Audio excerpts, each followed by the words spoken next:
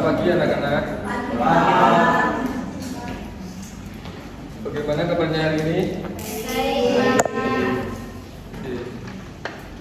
Ada yang masih ingat kemarin kita belajar tentang apa? Sholat fardu.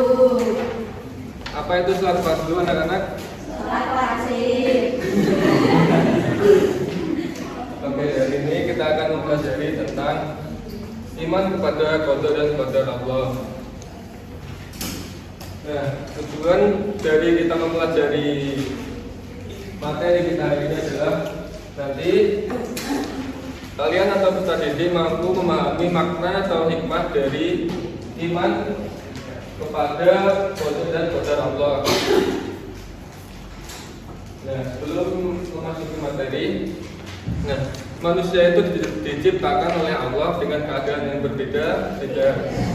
Nah, ada yang diciptakan dengan keadaan dengan badan yang tinggi dan ada juga dengan badan yang pendek. Nah, ada juga yang diciptakan oleh Allah dengan kulit yang putih dan ada juga yang hitam atau kuning langsat. Ya, ada juga yang diciptakan oleh Allah dengan keadaan yang kekurangan harta dan ada juga yang berkecukupan harta. Nah, semua itu adalah merupakan qada dan qadar Allah karena semua itu atas kehendak Allah Subhanahu wa taala. Nah, pengertian dari qada dan qadar. Qada dan qadar itu merupakan rukun iman yang keberapa anak-anak? Sebutkan apa saja rukun iman. 1, 2,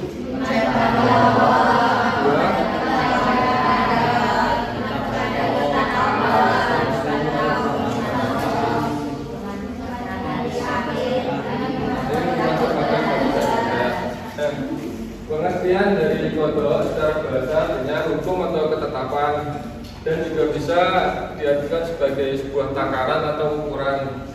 Nah, secara istilah yaitu ketetapan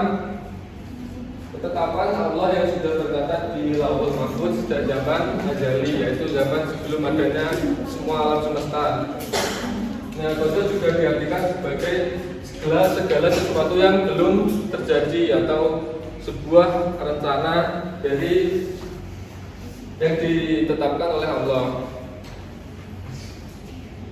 Nah, selanjutnya yaitu qadar atau kata lainnya yaitu takdir. Nah, secara bahasa diartikan sebagai kepastian atau ketetapan yang telah terjadi atau keputusan yang diwujudkan. Nah, diwujudkan dari apa? Dari qada tadi itu. Nah, qada atau takdir secara istilah adalah keputusan atau ketetapan Allah yang memiliki sifat maha kuasa atau qadir atas segala ciptaannya, baik berupa takdir yang baik maupun takdir yang buruk. Nah, ada kalanya ciptaan Allah itu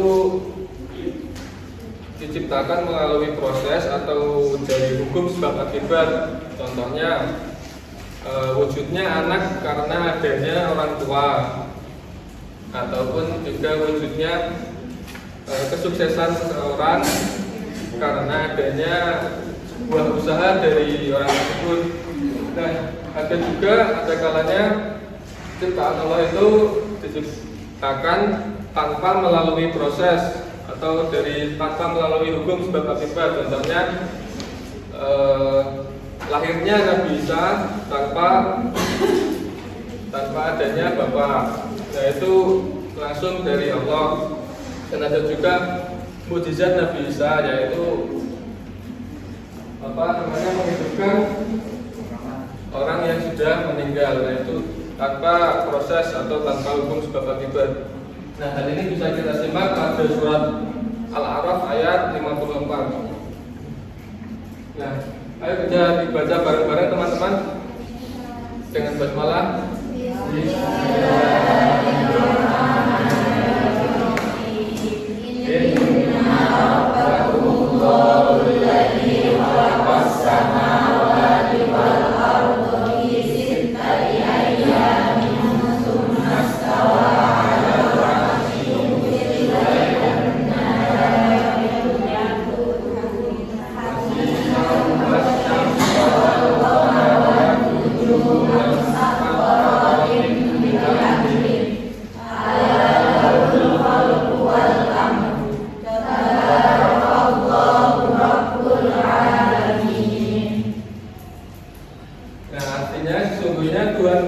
adalah Allah yang telah menciptakan langit dan bumi dalam 6 masa, lalu Dia bersemayam di atas arsy.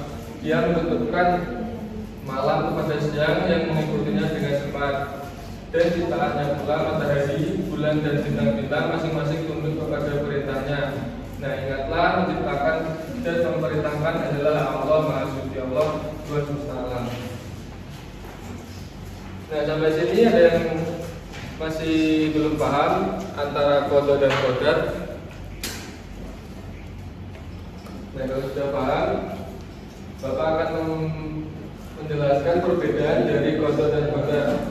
Nah, qada itu ketetapan yang bersifat rencana, sedangkan qadar itu realisasi atau bentuk nyata dari qada. Nah, qada itu adalah sebuah rencana Allah yang sudah ditetapkan. Nah, ketika rencana itu sudah menjadi kenyataan, maka itu dinamakan qadar atau takdir. Nah, takdir itu sendiri ada berapa anak-anak? Apa saja? Takdir program itu ketetapan Allah yang sudah pasti dan tidak dapat diubah oleh manusia. Contohnya itu kematian.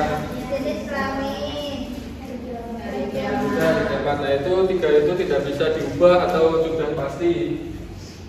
Yang kedua ada takdir mu'allaq atau ketetapan Allah yang masih bisa diubah oleh manusia melalui sebuah usaha. Contohnya, orang miskin yang bersungguh-sungguh akan menjadi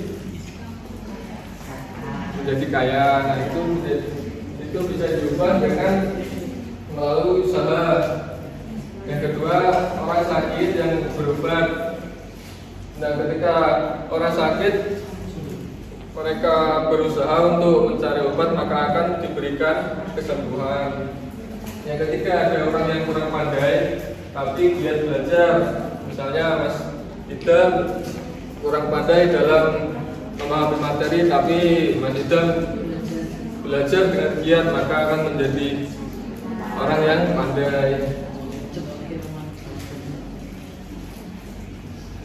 Nah, dan terakhir kita akan mempelajari dengan hikmah beriman kepada qada dan qadar. Yang pertama, kita menjadi pribadi yang optimis, tidak pesimis. Yang kedua, bisa dijauhkan dari prasangka yang buruk, tidak suudzon kepada orang. Yang ketiga, menyadari atas kekuasaan Allah Subhanahu wa taala. Yang keempat, kesuksesan atau pencapaian bukan cuma khayalan semata. Yang kelima, mampu membedakan antara jalan yang baik dan yang buruk. Yang keenam, menjadi pribadi yang tidak putus asa dan tetap percaya diri. Dan terakhir adalah Allah tidak pernah menjanjikan sesuatu dengan sia-sia. Baik, sampai sini ada yang masih ditanyakan? Kalau cukup, setelah ini Bapak akan membagikan lembar kerja untuk statistik. Nanti kalian diskusikan, dikumpulkan minggu depan ya anak-anak.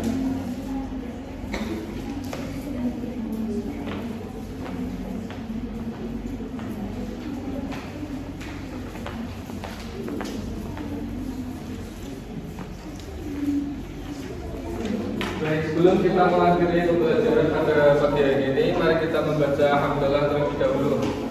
Alhamdulillah. Cukup sekian dari saya. Wassalamualaikum warahmatullahi wabarakatuh.